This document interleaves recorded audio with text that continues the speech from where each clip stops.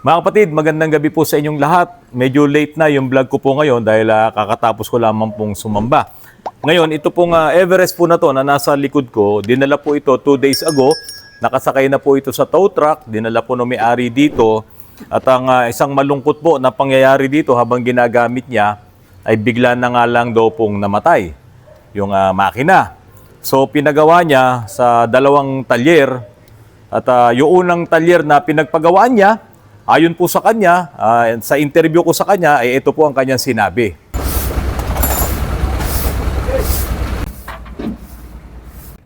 Isa pa! Tignan muna natin, baka madali lang to. Para hindi na magtagal dito. May tumingin na po ba? Ano daw po? Yung unang scan, yung crankshaft sensor. Crankshaft sensor, opo. Ngayon, yung isa naman, kasi dalawa ang tumingin eh. Opo. Yung isa, fuel line system. Okay. Sa fuel system.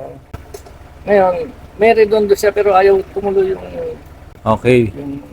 takbo natin. Yung start niya. Wala naman yung iba, sinek yung mga fuses. Mm-hmm. Tapos yung sa may injector, yung bleed. Opo. Tapos dito nga, parang nagkano siya. Alin po? Dito sa intake, pinugaan ng gasolina para Oo, parang yung makina. pasalubong. Oo. Wala pa rin. medyo umusok na siya. Kurang kaunti, pero pinagtuloy. Hindi ho nagtuloy. Sige, tanggalin mo to. Tingnan natin. Naman ito, yung bumili ko ng crankshaft sensor. Tapos, ganun pa rin. Pinalit yung bago, ganun pa rin. Ganun pa rin. So, mali yung crankshaft sensor. Oo, mali. Brand new binili nyo o original? Oo. Ngayon, yung isa, binalik ulit. Ganun din. Oo. Malakas po baterya nito? Saka, i-start nga, medyo humina. Humina. Sinilip na po. Sinilip lang yan. Hindi naman ho putol. Kaso mahina baterya, no? Pakitry nga po. Pinargaan niya ng mga 3 oras. Kaya, Oo. Hop! Singaw.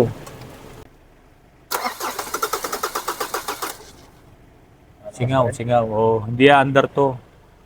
Yung diesel, no, tumatagas doon sa injector 1 at maging doon sa return hose. Kaya ang ginawa ko naman diyan, bago ako mag-check ng iba pa, ay pinabilan ko muna yan ng return hose at ipinakabit ko nga po at inayos ko yung tagas doon sa injectors. So nagpabili na muna tayo ng bagong return hose. Ito po sa Fordland. Yan, tingnan nyo bago po yan. Oh. Bago, ayan, kitang-kita pa yung o-ring kasi ito nawalan na ng o-ring dahil naputol. So ikakabit ngayon natin to at i-check natin kung ito lang ang problema kasi itong Ford Everest na to, isinakay ito sa tow truck, no, yung unang video natin. At ang sabi nga po ng may-ari nito, bigla na lang daw itong tumirik, namatay, nag-stall. Doon naman sa isa na tumingin po nito, siguro napansin niya na talagang sa fuel system ang problema, niluwagan niya ngayon itong tornilyo na to, nadamay pati itong isang pinaka-adaptor. Kaya ngayon naglalawa yung diesel dito. So hinigpitan na natin yan at ipapakabit ko ngayon ito pong return hose po na to.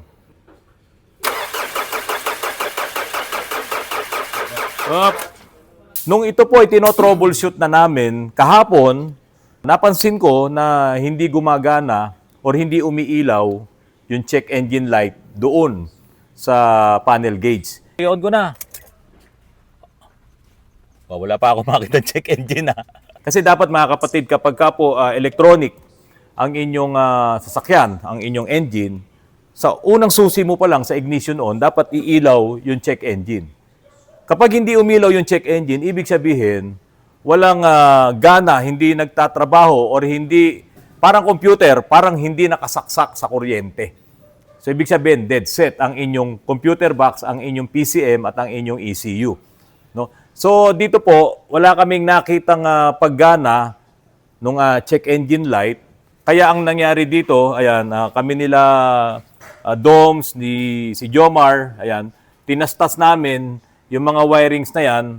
Upon na ma-check namin yung mga fuse, okay naman yung mga fuse dito at yung fuse doon, okay naman. Pero doon, naputukan kami ng fuse doon na isa, yun sa engine.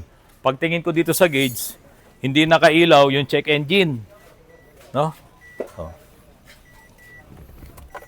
Pag inon mo, walang nakalabas na check engine. Dapat nakailaw yung check engine para malaman natin kung yung computer box niya ay gumagana or may power supply.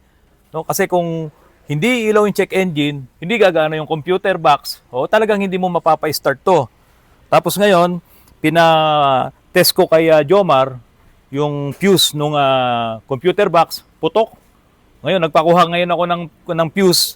Tignan natin kapag inilagay dito at umilaw na yung check engine natin dito, ay under na po ito. Pero kapag yung fuse na yun ay nabusted ulit, may problema tayo. Bakit siya pumuputok? Baka grounded. Ayan o. Alin yung putok? Ito? Ito. Putok na putok talaga. Kaya baglin. Ayan o. Kita ba? Yan, sir. Kita? Ito na yung bago. Ikaw na maglagay. Mahina ng bewang ng lolo mo. Tapos, pagdating sa amin, itong relay nitong glow plug ay hindi nakakabit, no, Jomar? Oo, sir. Tanggal to, no? Lahat, sir, tanggal. Lahat yon, yung relay ng glow plug. Kasi nung sinusukat ko, yung kuryente dyan sa glow plug, patayin mo! Ignition on! On, ha? Ba't di gumagana ang ating heater? Marami na rin ginawa yung huling dalawang talyer na humawak nito or mekaniko.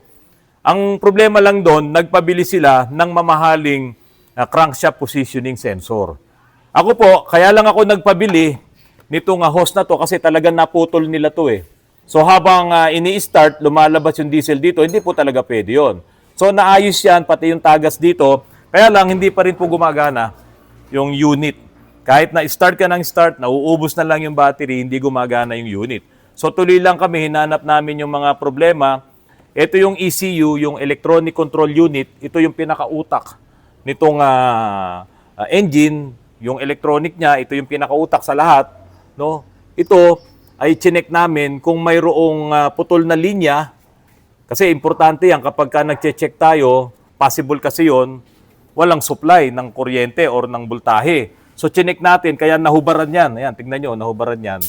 So, okay naman. Wala tayong nakitang problema pagdating doon sa wire. Ngayon, meron pa ito isang computer box.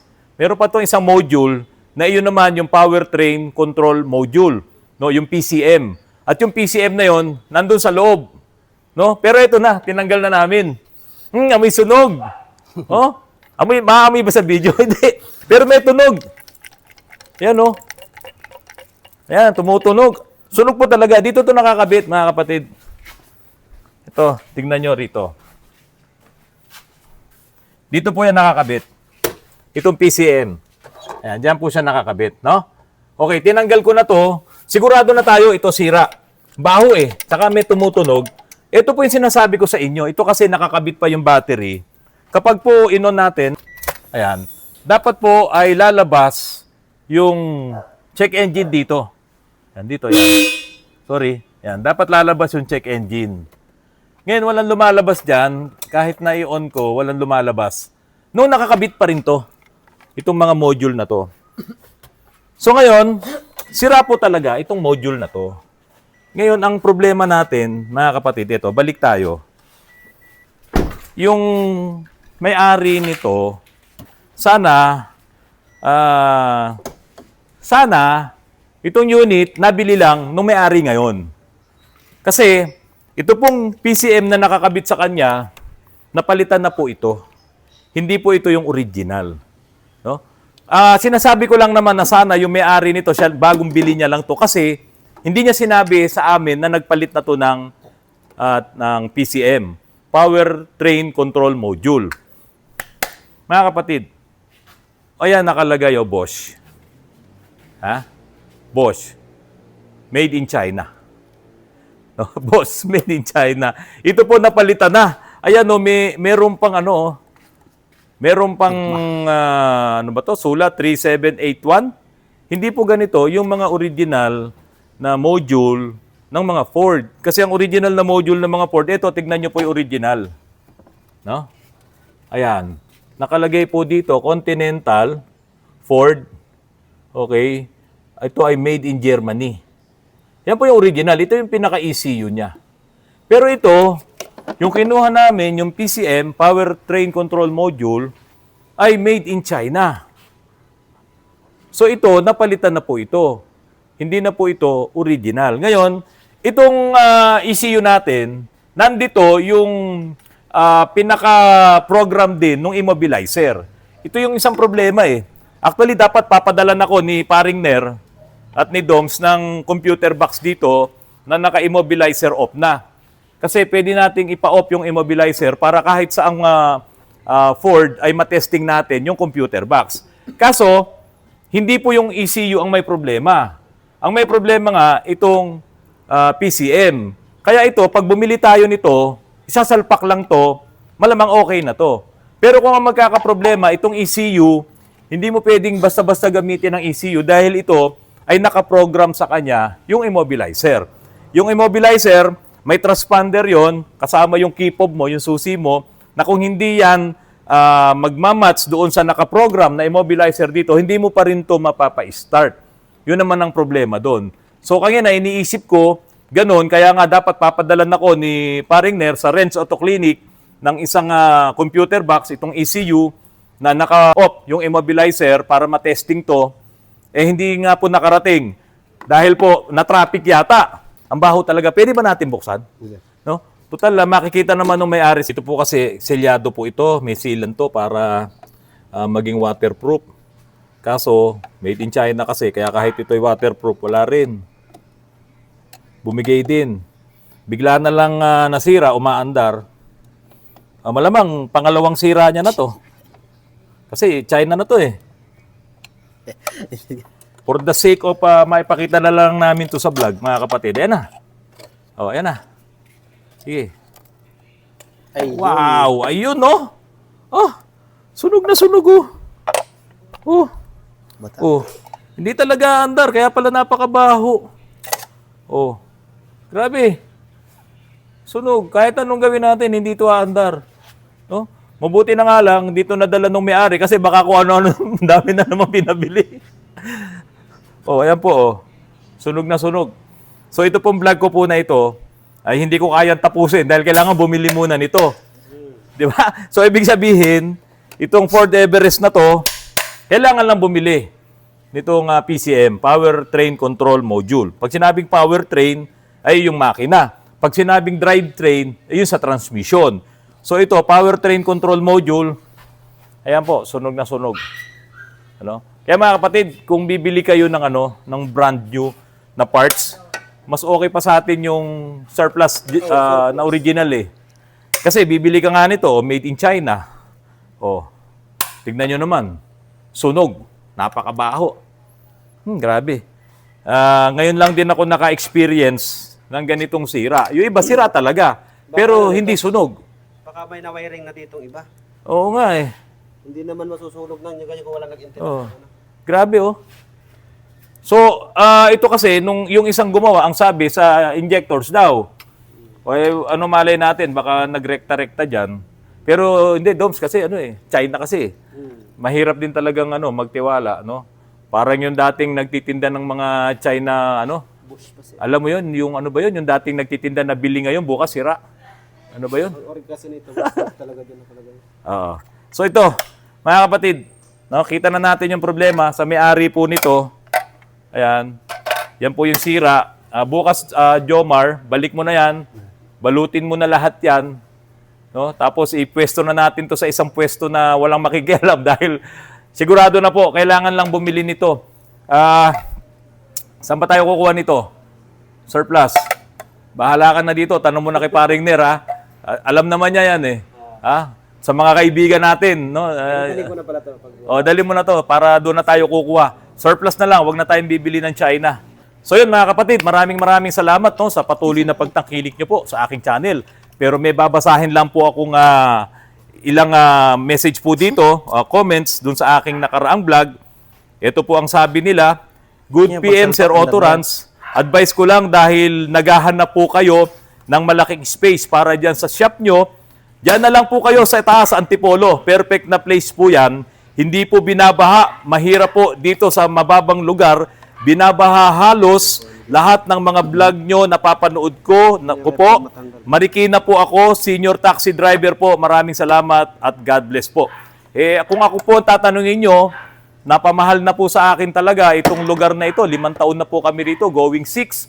At ako po, matagal na po akong residente ng Antipolo talaga. Mula pa nung lumipat kami dito from Tandang Sora, Quezon City, lumipat kami dito. Antipolo na po talaga kami naparehistro. Ako po ay botante ng Antipolo. Pero nung nakaraan, ako nga pinakabili ng bahay dyan sa Cainta. So doon na po ako ngayon nakatira sa Cainta. Pero dito po ang shop natin sa Antipolo. Meron po akong titignan lugar bukas dyan sa Marikina. Sabi mo, taga Marikina kayo, binabaha. Sana naman po, hindi po binabaha yung lugar na titignan ko bukas. So ito naman po yung susunod na comment. Sabi po ni Metal Kura, "Good morning, Sir Otto Rans. Gusto ko lang humingi ng advice sa'yo kung okay bang bumili ng bagong Ford Everest." Sirain ba talaga ang Ford? Salamat kung masasagot mo, sir. Ang sinabi mo naman bago. Siyempre, okay yung pagbago. Ito kasi luma itong Everest na to. At nasira nga yung PCM niya, hindi naman nagpalit ng original. No, nagpalit siya brand new pero China. Kaya ayan, bumigay kagad. So kung brand new, wala pong problema. Okay po yan. Regalo mo po yan sa sarili mo. Okay, ang last na babasahin ko po, napakaganda po nung kanyang comment. Sabi po niya, "Sir Randy, why not you open a car educational learning program, either physical or online? We're willing to pay for any amount needed to attend this type of course. Please think about it." Yung ginagawa ko po sa araw-araw na pagbablog sa inyo, mga kapatid, ay sa tingin ko po, sapat na po ito para ako po ay makapagturo, makapag-share nung mga nagiging experience po namin dito sa Otto Rans. Hindi po ito basta turo lang na pang-eskwela na may mga theory lang, mga ganon. Hindi po Actual po tayo na nagsishare ng ating mga experience. Katulad na lamang nung nangyari dito sa Everest na to. Sa school, wala pong ganito. No? Yung mga actual na nangyari sa talyer, yan po ang isineshare ko po sa inyo. Pagtiyagaan nyo na lang pong panoorin lahat po ng mga vlogs ko. At sigurado naman po na mayroon po kayong mapupulot kahit po kaunti man lang na mga pamamaraan po ni Otto Rans na isineshare ko po sa inyo. Okay, balik po tayo rito mga kapatid. Ang nangyari po dito, nasira yung kanyang PCM. Hindi naman naikwento sa atin nung may-ari na nagpalit na pala siya ng PCM. Malamang ganun din ang problema nito nung nakaraan na nasira yung kanyang module na yon. Pero ang iniisip ko nga, baka hindi siya yung unang may-ari or baka nabili niya lang. Kaya po nung nasira ito, ay hindi niya alam na nagpalit na pala ng powertrain control module na made in China. Mga kapatid, maraming salamat sa patuloy na pagtangkilik niyo po sa aking channel. Kung hindi pa po kayo nakasubscribe, pakisubscribe po ang aking channel, pakipindot ang notification bell, pakishare at pakilikes po ang aking mga video. Mga kapatid, yung mga kamag-anak ko na nasa Middle East, mag-iingat kayo dyan. Itong Orbe family, lagi kayong mananalangin na huwag kayong madamay dyan sa kaguluhan sa Middle East. Pati yung mga pinsan ko na Uzi, Santa Maria, no? Family, mag-iingat kayo dyan. Magandang gabi po sa inyong lahat.